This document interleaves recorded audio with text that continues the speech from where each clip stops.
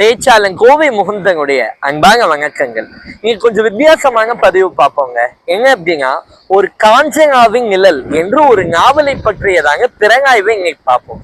இது ரொம்ப வித்தியாசமான நாவலா இருந்தது. பிரபஞ்சம் நம்ம கிட்ட பேசுமா, பேய்ங்க ஒண்ணு இருக்கா, நல்ல ஆத்மா கெட்ட ஆத்மாங்க ஒண்ணு இருக்கா, ஆத்மா இந்த உடலுக்கு எங்க உறவு வச்சிருக்கு, நம்ம மனசுக்கும் நம்ம ஆத்மாவுக்கும் எங்க ஒரு தொடர்பு இருக்கு, இந்த மாதிரியான விஷயங்களை பேசக்கூடிய ஒரு அருமையான நாவலாக இந்த நாவல் இருக்கு. இது நல்லறம் பப்ளிகேஷன் என்ற ஒரு பப்ளிகேஷனோட வெளியீடாக இது வந்திருக்கு. காஞ்சனாவின் நிழல். இதை எழுதினவரு ஜெயக்கன். இவரு ஒரு நல்ல உயர்ந்த கம்பெனியில ஸ்டாட்டிஸ்டிக்கல் ஆபீசரா இருக்காரு. பெரிய பொறுப்புல இருந்தா கூட தமிழுக்கு என்று அப்பழுக்கற்ற அவருடைய நேரத்தை செலவு செய்து ஒரு நாவலை படைத்திருப்பது என்பது எனக்கு ரொம்பவே பிடிச்சிருந்தது. இந்த அட்டப்படைக்க பாருங்களேன், காஞ்சனாவின் நிழலுடைய அட்டப்படைக்க பார்த்தா ஒரே ஷாட்ல எல்லாத்தையும் சொல்ற மாதிரி அவ்வளோ அருமையாக இந்த ஒரே ஒரு கவரே நமக்கு எல்லாத்தையும் சொல்லிடும். அதுல சப்டைட்டில் கொடுத்திருக்காரு, ஆன்மா முன்னே ஆண்டவன் பின்னே. இதை சொல்றதுக்கே மிகப்பெரிய அனுபவ அறிவு வேண்டும் என்று நான் சொல்லுகிறேன். இப்ப திறனாய்வுக்குள்ள போனாங்க. பேய்ங்க ஒண்ணு இருக்கா அப்படின்னா அது மூட நம்பிக்கைக்கு சார்ந்தது என்று நம்ம முதல்ல சொல்லுவோம். அப்படி கிடையாதுங்க. நம்ம குலதெய்வ வழிபாடு இருக்கே, அதுவே பேய் நம்பிக்கையால் வரப்பட்ட ஒரு வழிபாடு தான். அதனால் பேய் என்ற ஒன்று இருக்கிறது என்றுதான் நாம் எடுத்துக்கொள்ள வேண்டும். அது எப்படிப்பா சொல்ற என்று கேட்டால், இதற்கு கண்ணதாசன் அர்த்தமுள்ள இந்து மதத்தில் ஒரு பதிவு 22வது அத்தியாயத்துல கரெக்டான ஒரு இதை கொண்டு வந்து கொடுக்கிறார். குலதெய்வ வழிபாடு என்பது சாதாரணமான வழிபாடு இல்லை. ஒரு ஆன்மா தன்னுடைய இச்சையெல்லாம் அழைக்கப்பட்டு சரியான நேரத்தில் தங்களோட ஆசைகளை தீர்த்து கொள்ள விடாமல் அந்த நேரத்தில் அதை என்ன பண்ணிருக்கு தெரியாம தப்பாக கொண்டுறாங்க. கொன்ன ஆத்மா அங்கேயும் இங்கேயும் உலாவுது. இதை வச்சுட்டு அந்த ஆன்மா என்ன செய்து கொஞ்சம் கொஞ்சமா மக்களை பழித்திருத்து கொள்ளுகிறது. அந்த சமயத்திலே அந்த ஆத்மாவுக்கு தேவையானவற்றை எல்லாம் கொடுத்து அதுக்கு பலியிட்டு பூஜை செஞ்சா அந்த ஆத்மா திருப்தி அடையும் சொல்லி வரப்பட்டதுதான் குலதெய்வ வழிபாடு. அதனால ஒரு பேய் ஒரு ஆன்மா அதற்கு பயப்பட்டு தெய்வீகமாக கொண்டு வரப்பட்ட ஒரு நிகழ்வு தான் குலதெய்வ வழிபாடு. அதனால் பேய் என்ற ஒன்று இருக்கிறது என்பதை இந்த நாவலிலே நான் தெளிவாக புரிந்து கொண்டேன் நண்பர்கள். இந்த நாவல் இந்த கதையை பற்றி பேசுவதற்காக நான் இங்க வரலைங்க. இந்த கதையில அவர் எப்படி எல்லாம் கட்டமைச்சிருக்காரு எனக்கு ரொம்ப பிடிச்சிருந்தது அந்த விஷயங்கள். சுரேஷ் அப்படிங்கிறவரு ஒரு ஹீரோவா இந்த கதையில இருக்காரு. அந்த சுரேஷ் ஒரு நல்ல இடத்துல ஒரு நல்ல தேர்வு எழுதி நல்ல சிந்தனைக்கு அவர் போறாரு. ஆனா அவருடைய உடம்புக்குள்ள நிறைய விதமான கெட்ட ஆத்மாக்கள் வந்து உலாவுவதை அவர் நோக்கமிடுகிறார். இதற்காக கோயிலுக்கெல்லாம் போய் சென்று பார்க்கும் பொழுது அந்த சமயத்துல அவருக்குள்ள இருக்கிறது ஒரு பெண் அப்படின்றது புரியுது. யார் இந்த பெண், அவ எங்கிருந்து வந்தா, எதுக்காக சுரேஷோட உடம்புக்குள்ள வந்தா அப்படிங்கிறது ஒரு கேள்வியா இருந்தது. அந்த கேள்விதான் காஞ்சனா அப்படின்ற ஒரு பதிலை குறிக்குது. யார் இந்த காஞ்சனா என்று பார்ப்போமே ஆனால், காஞ்சனா சுரேஷ் அப்படிங்கிற ஒரு ஹீரோவோட ஒரு ஒண்ணு விட்ட ஃப்ரெண்டுன்னு வச்சுக்கலாம். 2 பேரும் ஒரே கல்லூரியில படிக்கிறாங்க. ஆனா அந்த காஞ்சனா பிளட் கேன்சரால இறந்து போயிடுறா. இப்படிப்பட்ட சூழ்நிலையில சுரேஷ் ஒரு சிறு தவறை செய்கிறான். என்னன்னா, காஞ்சனாவை பற்றி கொஞ்சம் கிண்டலா பேசுறான், பாக்குறான்னு வச்சுப்போமே. அந்த ஒரு தவறுக்காக பழி தீர்க்க வேண்டும் என்பதற்காக காஞ்சனா விடாமல் சுரேஷுடைய ஆத்மாவை உடலையும் துரத்தி கொண்டு வருகிறது. அந்த சமயத்தில் தான் சுரேஷ் தெய்வ நம்பிக்கையை சார்ந்து போகிறான். அது வரைக்கும் தெய்வம் மேல அவனுக்கு பெரிய இன்ட்ரெஸ்ட் இல்லை. இதற்காகவே என்ன ஆகுது, சுரேஷ்க்கும் அந்த காஞ்சனா அப்படின்ற ஆன்மாவுக்கும் இடையில ஒரு சிக்கல் வருது. இந்த சிக்கல் தாங்க பெரிய ஒரு முடிச்சு. ஒரு நாவல் நல்லா அமைக்கப்படணும் அப்படின்னா போதுமான அளவுக்கு சிக்கல் அந்த நாவல்ல இருக்கணும்.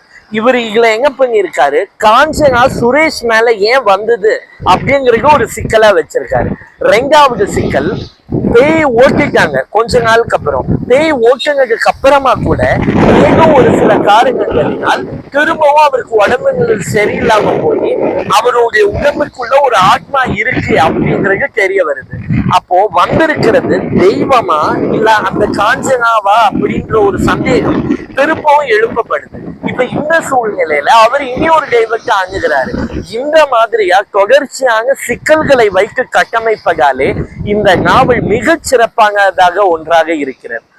அவங்க சொல்லணும்னு ஆசைப்படுறாங்களே, பேய் எப்படிங்க இந்த நாட்டுல உலாவும்? இவ்வளவு மின்சார வசதி வந்துருச்சு, எல்லாமே இருக்கும்போது எப்படி ஒரு பேய் என்ற ஒன்று இருக்கும் என்று சொன்னால், இதற்கு மேற்கத்திய அறிஞர் பித்தோகரஸ் அப்படிங்கிற ஒருத்தர் இதற்கு பதில் சொல்கிறார். என்ன பதில் என்றால், பிரபஞ்சம் தன்னுடைய இச்சையால் ஆசை தீராமல் இறக்கப்பட்ட ஒரு ஆத்மாவுக்கு அந்த கணக்கை முடிப்பதற்கென்று அது ஒரு வாய்ப்பு கொடுக்கிறது. அதுதான் பேயாக அங்கும் இங்கும் தெரியக்கூடிய ஆத்மாவாக விடப்படுகிறது என்று பித்தகரஸ் அவர்கள் சொல்றார்.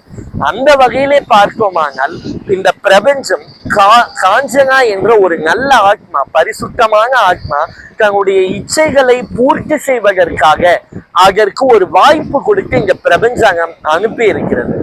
இதெல்லாம் ஏன் நடக்குது, எதனால நடக்க மாட்டேங்குது, நான் ரொம்ப முயற்சி செய்கிறேங்க, இப்படி எல்லாம் தொடர்ந்து நமக்குள்ள வந்து கேள்விகள் வருது. அந்த கேள்விகளுக்கு எல்லாம் பிரபஞ்சம் நம்மிடத்தில் பதில்களை அள்ளித்தர தயாராக இருக்கிறது.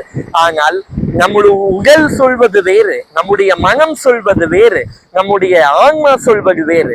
இதை எல்லாத்தையுமே ஒருநிலைப்படுத்தி ஒரு புத்தியை, நிலையான ஒரு அறியாமையை அகற்றி என்றைக்கு நம் அறிவுள்ள புத்தியோடு யோசிக்கிறோமோ, பிரபஞ்சம் நமக்காக பல விஷயங்களை அள்ளித்தர காத்திருக்கிறது என்ற தெளிவான சிந்தனையில் அவர் இந்த நாவலை செய்திருக்கிறார். இந்த நாவல்ல பாத்தீங்கன்னா ஆன்மா முன்னே ஆண்டவன் பின்னேன்னு சொல்றாரு.